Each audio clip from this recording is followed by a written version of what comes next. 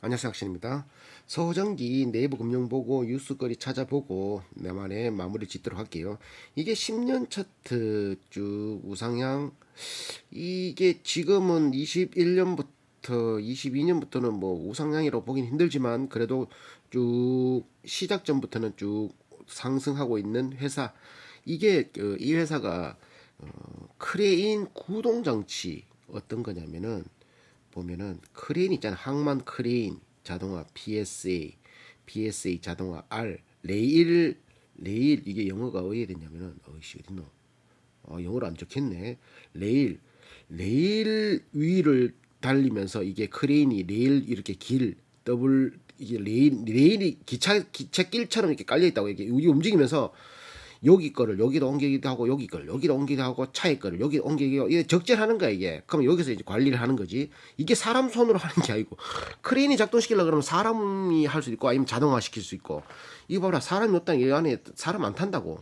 이걸 왜 타? 요 근처에 차가 오면 여기서 싹 빼가 어디 적재하고 이런 것들 배에 거를 빼가지고 바로 여기다 또 적재하고 이런 것들, 이런 걸 하는, 이걸 컨트롤하는, 요거를 어디다 놔두지 이런 식의 머신러닝 기술과 뭐 딥러닝 기술을 활용했다 그러는데, 이런 것들을 컨트롤 제어하는 시스템을 이 서호전기가 한다라는 거지. 있어 보이지? 있어 보이더라니까. 그래서 이 회사는 세계 물동량이 많아지면 많아질수록, 그리고 이제 그런 뭐 항만이나 이런 공사할 때 이런 거 무조건 들어가야 되니까 언제 수동으로 하겠노, 맞지? 그래서 지금 세계적으로 뻗어나가고 있고, 국내 매출이 한 200억, 해외 매출이 국내가 한 30%, 해외가 한 60% 정도 되는 그런 거. 중국에도 그런 공장 만들 수 항만 깔락하고 부산 신항만에도 들어갔고 뭐 쭉쭉쭉쭉 나가고 있는. 그래서 얘들 같은 경우는 뉴스가 그런 뉴스들이 많이 나오는 거지. 이건 이건 크레인 제어 시스템 공급 계약, 물류 허브 싱가포르에 이제 요 자동화 크레인 130개 들어갔거든.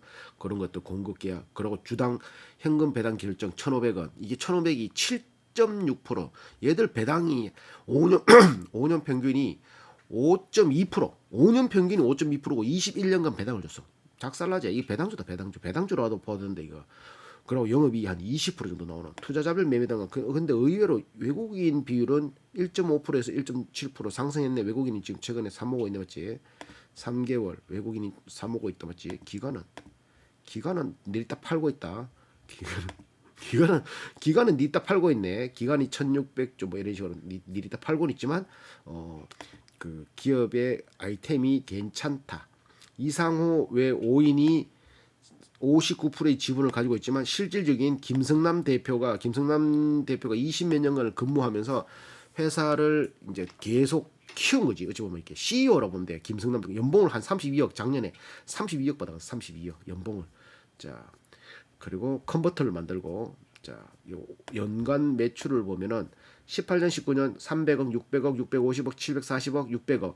20년, 21년, 22년 코로나로 보면 되지. 22년은 조금 그렇다 치더라도 20년, 21년 코로나일 때도 이렇게 돼 있고, 지금은 해외 매출도 이제 더 발생되기 때문에 더 좀 늘어날 수 있는 거는 조금 이렇게 기대해도 될 만한. 영업 활동 현금으로는 플러스, 이자 발생 부채가 거의 적어서 이자 발생 부채율이 12%밖에 안 돼. 영업이익률은 거의 20% 육박한. 원가가 한 40% 정도, 판관비가 한 원가가 한 50% 정도, 판관비가 한 20몇 프로 정도 해서 20몇 프로 정도. 부채 비율은 12%, 유보율은 3,400%, 배당 수익률은 4%, 5%, 4%, 4%, 8%. 이런 게 배당주 거의 배당주로 봤대. 주식수도 500만 주밖에 없고, 무성증자라도 한 방이라도 한다라면 있겠지. 야, 요렇게 되어 있는 아주 깔끔한 회사. 그래서 이걸 뉴스를 봤지. 연봉도 1억 5천 돼. 1억 5천. 자, 뉴스를 이 회사의 검색 뉴스를 봤지. 이상호, 서호전기 이상호를 검색했거든. 그러니까 이제 뭐가 나왔냐면은 저쪽 밑에 나홀로 대박 오너들 이상호 서호전기 회장, 이거 눌러볼게요. 어떻게 나오냐면은 이 뭐 서호전기는 이거 말고 투자 이거 필요 없고, 연속기에 나홀로 오너들 아까 봤던 거고, 위키백과 말고 딥러닝 컨트롤 아시아 물류허브, 요거 볼게. 요거 읽기가 힘드니까 읽기 도구를 딱 보면, 이게 김성남 대표야. 32억 연봉.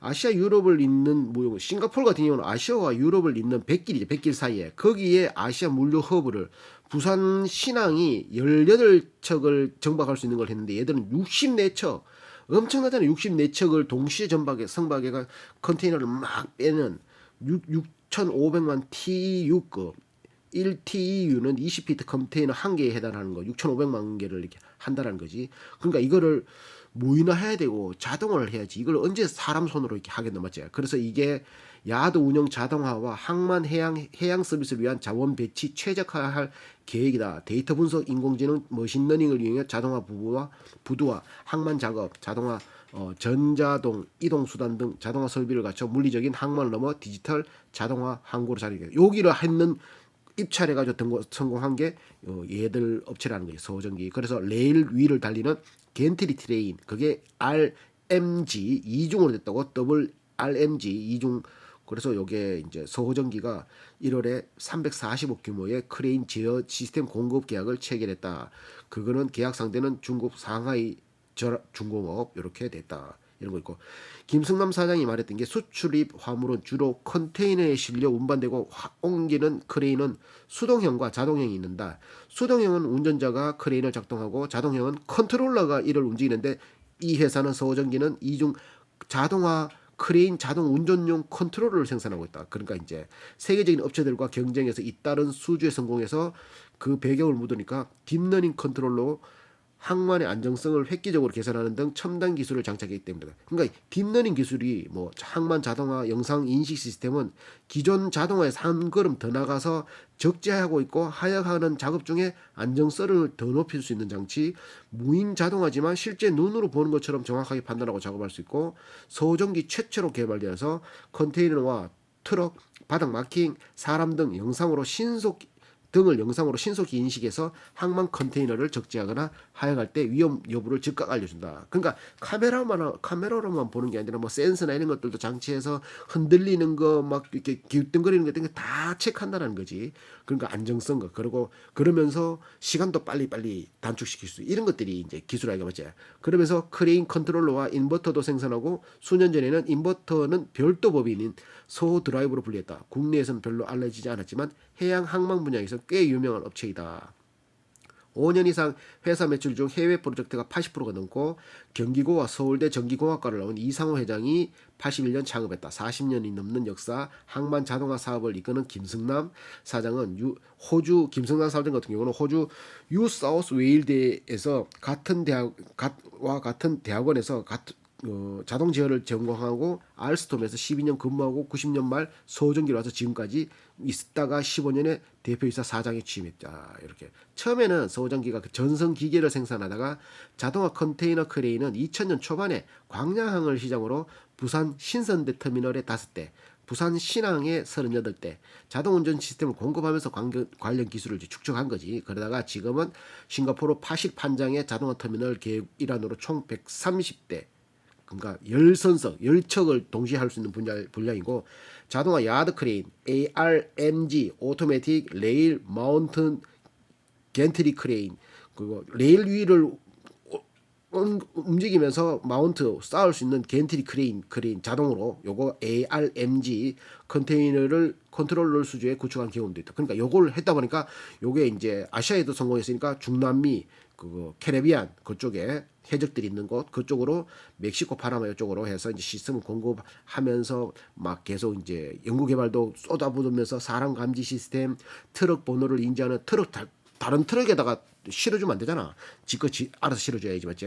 그리고 트럭 헤드 인식, 인접 컨테이너 감지 이런 것들, 컨테이너 안전 감시 방법, 컨테이너 적재 시스템 방법 등 20여 건의 발명 특허를 보유하고 있고 다양한 제품 개발 공급, 글로벌 기업과는 달리 서호전기는 크레인 자동화와 컨트롤러라는 송곳 전략으로 경쟁에서 승리하고 있는 셈이다. 국내 신항만 개발에도 참여할 수 있었으면 좋겠다. 부산 신항 꾸준한 신기술 개발을 통해 세계적인 항만 크레인 자동화 기업이 되겠다라고 말했다. 이거 맞지? 괜찮다 맞지? 이런 식의 뉴스도 있고 또 하나 더 볼까? 회사가 서호전기 이상호 대표로 이거 12년 거니까 15년 배우고 서호전기 인사의 서호전기 김성남 대표 희망인물 이거 한번 보자. 희망인물 김성남 대표 내실 있는 경영으로 글로벌 경쟁 기업과 우위 노려. 81년에 설립돼 이런 거 있고. 자, 2000년 이후 국내 크레인 제작사들은 중국 크레인 제작사들과 가격 경쟁에서 어렵게 되었다. 국내 항만 개발이 원활하지도 않았지만 중국 제작사의 국내 진출로 더욱 힘들어진 것이다. 그러다 보니까 서호전기가 해외 시장을 독자적으로 진출하게 된 것이다. 국내는 힘들었으니까 해외로. 94년부터 항만 자동화 꾸준히 개발해 시스템 하면서 10년 후 2005년에 처음 부산항에 자동 야드 크레인을 납품. 자동 야드, 자동이라는 거지. 그리고 10년 후 15년에 싱가포르 항에 자동 야드 크레인을 성공적으로 납품하면서 해외 시장에서 인정받았다. 여기까지 오기까지 협조와 성원 이런 것들 나오고, 주 업종이 구동 제어 시스템, 보호 장치 제조 등으로 알려 있는데 주 사업에 대해서 자세히 알고 싶다. 이렇게 하니까 40년 전에 단순히 모터를 돌려서 항만 크레인, 조선소, 골리앗 크레인 등을 제어했다라면 이제는 단순 구동이 아니라 구동하는 제어가 아니라 복합적인 원격 자동화 시스템을 포함하다 보니 안전화되고 인공지능을 갖춘 제어 시스템으로 거듭나고 있다. 동종 업계 내 서호전기 위치를 알고 싶다면 이렇게 국내 산업이 제한적이기 때문에 해외에서 경쟁을 많이 했고 해외 시장에서 항만 사업이 활발히 진행돼 서호전기도 많은 도움받았고 해외 시장에서 주로 ABB, 시멘스, 중국의 JPMC 등과 경쟁한다. 시멘스사는 상호 협력하면서 경쟁하기도 해야 되는 어려움이 있으나 좋은 파트너를 지내고 있다. 글로벌 경제 기업과 경쟁하는 건 매우 어렵다. 그러나 우리가 자체적으로 할 수 있는 최소한의 기술 개발과 고객 응대에 초점을 맞추고 있고 국내의 인건비와 여건을 고려한 경우 더 이상 가격 경쟁의 장점은 없어지고 있다. 국내에서 치고 빠지고 하면 안 된다라는 거. 그러다 보니까 소규모로 구성된 전문 인력과 순발력과 팀워크로 맞서야 되는 추세이다. 상대적인 장점을 꼽자면 풍부한 현장 검증을 통해서 안정적인 시스템 이런 거 야적 시스템 요소 배에서 또 싣고 와서 요 가만히 있으면 이것들이 움직여서 띵투쿵 띵투쿵 요 가다 놓으면 또 띵투쿵 이게 와 맞지? 이게 한 대가 8억씩 7억씩 한다는 거잖아요. 크레인 한 대가 컨트롤러 한 대가 크레인이 아니고 컨트롤러. 자 2, 3년 전부터 항만 크레인 시장으로 대형 크레인과 물류 이송 시스템이 원격 또는 자동 운전으로 변하고 있다. 왜? 물량은 많아지는데 수동으로 언제 하노? 그 사람 뭐지? 사람 손으로 많은 거를 하는 거는 세상이 안 맞잖아. 그러다 보니 거기에 이제 통신이 이제 뭐 5G 또 들어오고 뭐 원격으로 많은 것들이 이루어지니까 센서 내는 것들도 막 넘어지잖아. 이제 많아지잖아. 그러니까 더 안정하게 더 빠르게 더 신속하게나 빠른 거나 그런 것들을 할 수 있는 게 된다는 거지.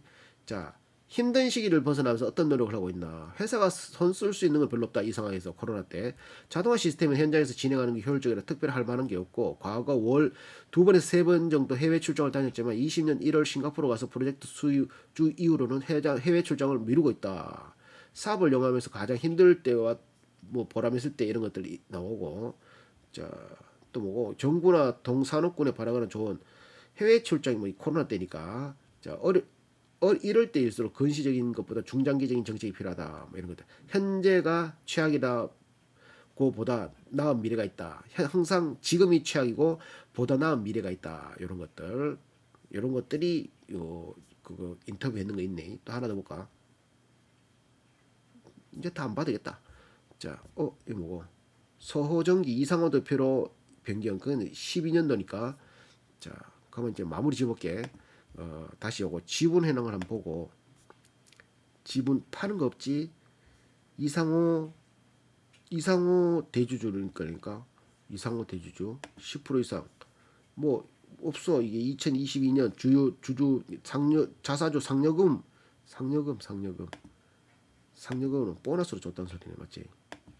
자, 그러면 마무리 짓게.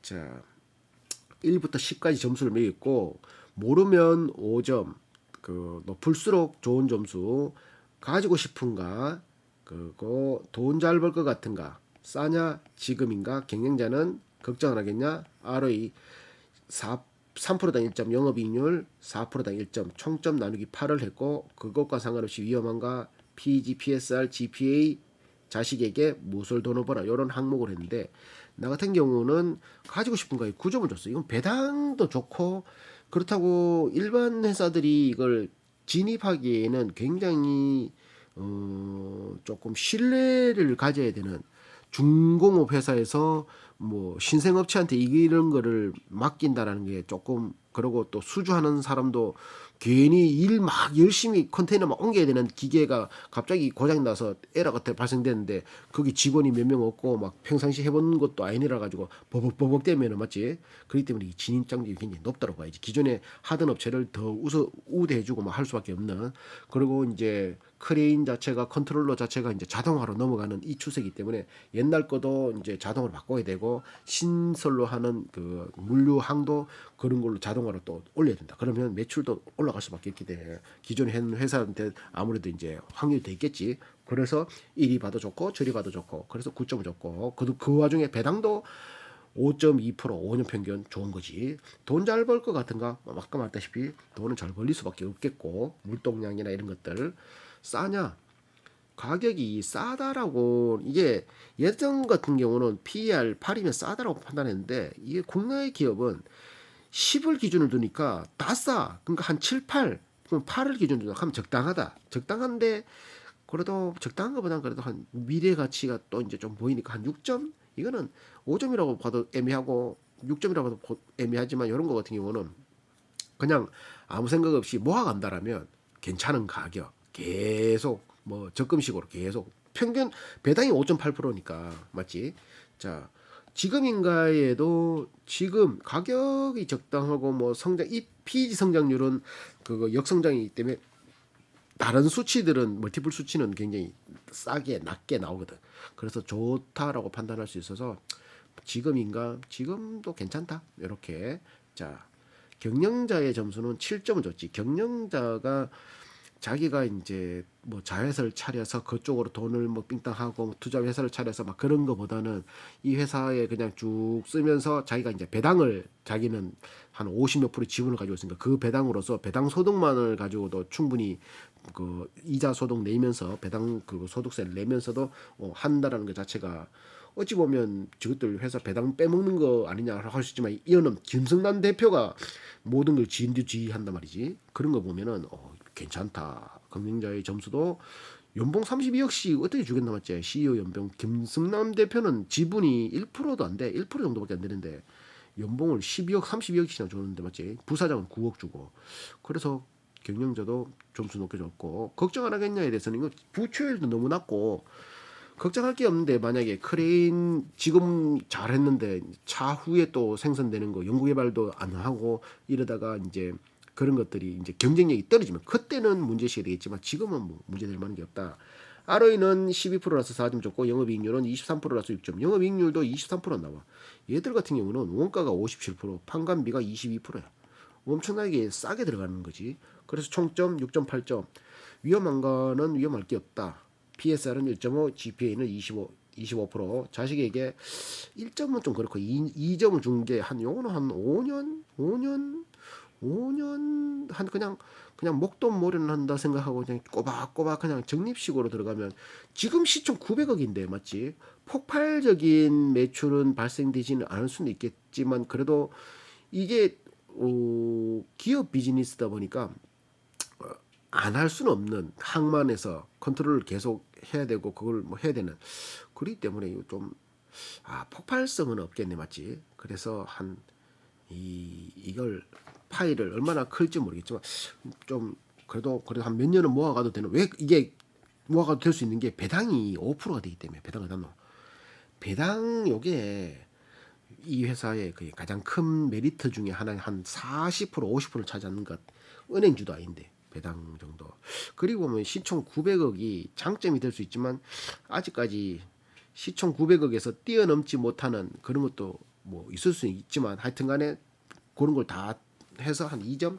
무술 도노보나 크레인 구동 제어 시스템, 크레인 구동 제어, 인버터, 컨버터 이렇게 해서 매출이 이렇게 올라가고 있다. 인버터, 컨버터 멕시코에도 팔리고요, 오만에도 팔리고요, 싱가포르에도 팔리고요, 중국에도 팔리고요, 막 이런 식으로 인버터, 컨버터, 구동 제어, 인버터, 컨버터 대당 한 8 인버터, 컨버터가 크레인 같은 경우는 한 8억, 7억 정도 하는, 와, 어마무시한 요거. 근데 애매한 거는 그거다. 맞지? 폭발적인 매출이 발생되기는 좀 힘든, 수주를 받아야 되니까. 일반 소비자한테 바로 전달돼서 쫙 파는 그런 매출이 아니라니까 조금 애매하지만 그래도 시총 900억에 머물 만한 회사는 아닌 것 같은데 맞지? 아, 변수는 중국과의 사이다 있잖아. 중국 매출이 323억. 요거는 벌써 이루어졌기 때문에 뭐 괜찮다고 봐야 되나 그러면? 중국 매출이 이제 더 이상 잘 안 올라간다고 생각하면 매출이 더 떨어질 수 있잖아, 맞지? 그 중국 쪽으로 안 올라가면은 타 지역 뭐 캐리비안 베이 저쪽 캐리비안 쪽 동남아 중남미 그쪽으로는 또 괜찮겠지만 중국 매출은 더 이상 크게 기대를 못할 수밖에 없는 윤석열이가 원캐 삽질을 했으니까네. 그게 변수로 작용하지 않을까. 그러면 가격이 좀 더 떨어질 수도 있겠다, 맞지? 애매하네. 끝.